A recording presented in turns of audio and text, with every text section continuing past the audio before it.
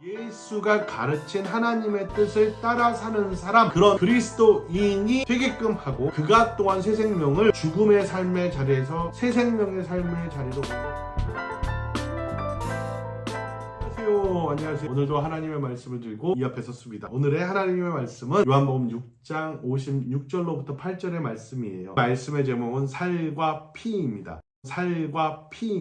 요한복음 6장의 살과 피의 이야기는 예수 그리스도의 살과 피를 왜 받아서 마시고 먹어야 하는지를 자세하게 설명하고 있습니다. 오늘 말씀에 보면 내 살을 먹고 내 피를 마시는 사람은 내 안에 있고 나도 그 사람 안에 있다고 그래요. 동질감을 형성하는 거죠. 형제임을 고백하는 거죠. 하나의 몸을 이루었다라는 거죠. 그래서 우리가 성찬 때 보면 하나의 빵을 나누고요. 사실은 하나의 컵에 담긴 포도주를 다 같이 나눠 마시는 거예요. 각자 마시는 것이 아니라. 왜 그러냐면 예수 그리스도의 몸은 하나이고 그 몸 안에 우리는 하나의 지체로서 서 있기 때문에 그 의미를 두고 있습니다. 그런데 그 살과 피를 나누는 이유는 그 예수 그리스도의 살과 피를 우리가 받고, 그리고 우리가 예수와 한 몸이 되고, 그래서 우리의 살과 피를 내 이웃에게 나누어 그도 한 몸이 되게끔 하려는 것이겠죠. 예수가 가르친 하나님의 뜻을 따라 사는 사람, 그런 그리스도인이 되게끔 하고, 그가 또한 새 생명을 죽음의 삶의 자리에서 새 생명의 삶의 자리로 옮기기 위해 우리가 예수 그리스도와 한 몸, 그리고 예수 그리스도의 살과 피를 받는 것이고, 그래서 우리의 살과 피를 내 이웃에게 나누어 그도 한 몸이 되게끔 하려는 것이겠죠. 세상의 권력이나 세상의 시스템이나 돈, 분신이 이 세상을 이끌어 가잖아요. 그 신 앞에 무릎 꿇은 사람을 죽음의 삶의 자리에서 하나님의 뜻, 서로 사랑하라는 뜻으로 새 생명의 삶의 자리로 옮기기 위해 우리가 예수 그리스도와 한 몸, 예수 그리스도의 살과 피를 받는 것이고, 우리가 그 받아 마신 살과 피, 내 살과 피로 옆 사람을 먹여야 된다라는 뜻이 이 6장 안에 분명히 담겨져 있죠. 그러나 유대 사람들은 어떤 말을 합니까? 어떻게 예수가 우리에게 자신의 살을 먹으라고 줄 수 있을까? 뭐 이런 고민을 하는 거예요. 줄 수 없는 거죠. 근데 피지컬리 그렇게 생각하는 사람들도 있고, 또 때로는 이걸 충분히 이해한 사람이 있었을 거예요. 그럼에도 불구하고 그들은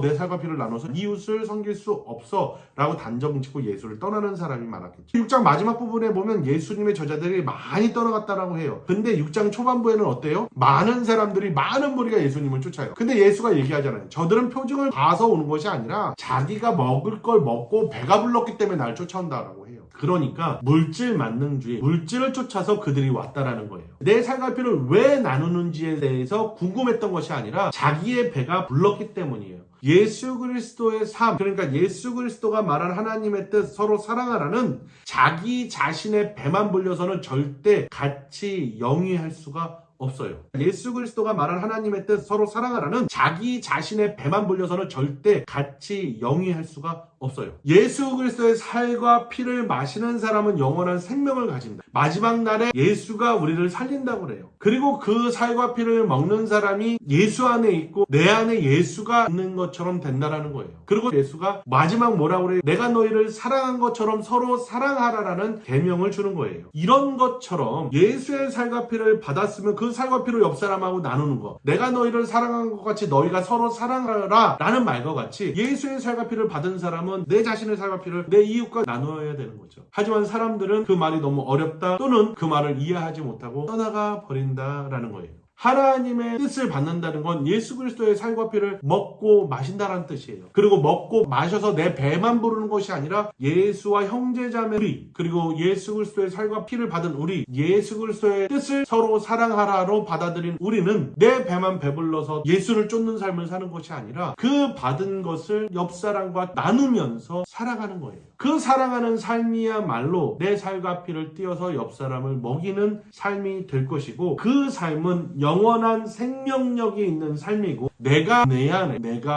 있게 되는 역사스러운 일들이 벌어지는 거죠. 내가 내 안에 예수가 얘기해요. 너희 조상이 먹었던 만나는 광야에서 만나를 먹었잖아요. 그리고 만나 뒤로 썩고 냄새나고, 근데 그 만나를 먹었을 땐 죽었단 말이에요. 그 뜻이 이어지지 못했단 말이에요. 여기서 말하는 영생은 피지컬, 제가 앞부분에 또 영생에 대해서 설교한 내용이 있잖아요. 그거 한번 자세히 보시고요. 그 영생은 인터널 라이프로 사는 것이 아니라 내가 너 안에, 그리고 우리 후손 안에 계속적으로 우리의 DNA가 물려진다라면 내가 죽은 것이 아니라 영원히 사는 것을 이야기하잖아요. 또한 말씀에 보면 우리 잘 아는 마가복음 8장에 어떤 일이 벌어지냐면, 오병이어 사건, 4,000명을 먹인 사건 이후에 예수의 제자들이 배에 타요. 그때 빵이 하나밖에 없었단 말이에요. 근데 예수가 누룩을 조심하라고 그래요. 바리새파의 누룩, 헤롯의 누룩을 조심하라고 먹자라고 해요. 그런데 제자들은 우리가 빵을 많이 안 가져와서 빵이 없어서 예수가 저렇게 화를 내는가 보다 그래요. 아니죠. 그러니까 누룩이라는 건 부풀린다라는 거예요. 그 안에 땅 하고 깨면 공갈이죠. 공갈. 아무것도 없다라는 거예요. 제대로 된 진실이 아닌 물질, 그러니까 부풀려진 것을 경계하고 예수 그리스도의 말, 예수 그리스도의 진실, 삶을 우리가 믿고 따라가야 된다는 거죠.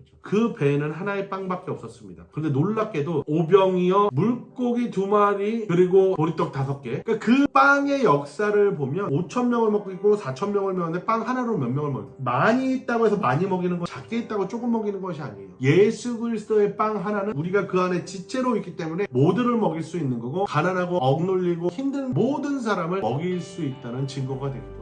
여러분, 우리는 어떻게 살아야 할까요? 하나님의 생명력 있는 말씀 가지고 살았던 그 예수 그리스도가 나누었던 하나님의 뜻은 자신의 살과 피로 옆 사람을 먹이는 거였어요. 제자들을 먹이는 일이었다. 그리고 그 제자들이 한 일은 예수가 죽고 난 다음에 본인의 살과 피로 옆 사람을 먹이는 일이었어요. 그렇다면 21세기 살아가는 우리는 어떻게 해야 되느냐? 예수님께 받은, 그리고 제자들에게 받은, 그리고 나의 믿음의 선배들에게 받은 유산, 그들의 살과 피로 내가 먹었다라면 내 살과 피로 나만 배부르고 내 육체만 배부르는 것이 아니라 우리가 이제는 21세기에 내 옆 사람들을 먹이고 나누는 삶을 살아야 될 것입니다. 내 살과 피로 옆 사람을 먹이고 나누는 여러분들과 제가 되길 간절히 원합니다. 감사합니다. 감사합니다. The Daily Chat.